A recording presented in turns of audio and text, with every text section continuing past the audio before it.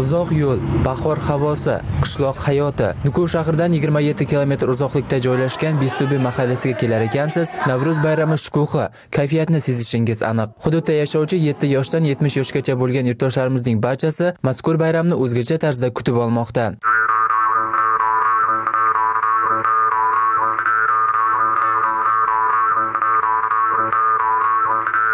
Dastlab hududdagi 23-sonli maktabgacha ta'lim tashkilotida bo'lib, kichkina bolajonlar tomonidan ijro etilgan qo'shiqlar va raqslarni tomosha qildik.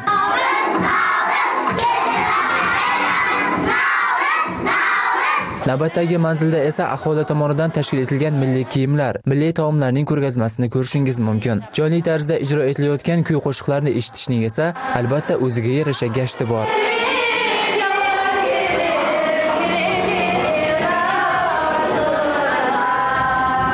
Bazor opa Ametova ko'p yillardan buyon mazkur mahallada istiqomat qiladi. Navruz ayyomini biz mahalladoshlarimiz bilan totuvlikda nishonlayapmiz. Bu shunchaki bayram emas, bu milliy qadriyatlar, urf-odatlar bayrami deydi onaxon. Ko'pchilik ishtirokida o'zgacha tarzda o'tkazilgan milliy o'yinlar barchani bir manzilga jamladi, ishmadi. Qarag'alpoq qanday xalq desangiz, ulu usta qizi sheber ko'rsangiz, ko'lingda ko'tarib sening ashodi, qarekingning qariyini kirsangiz.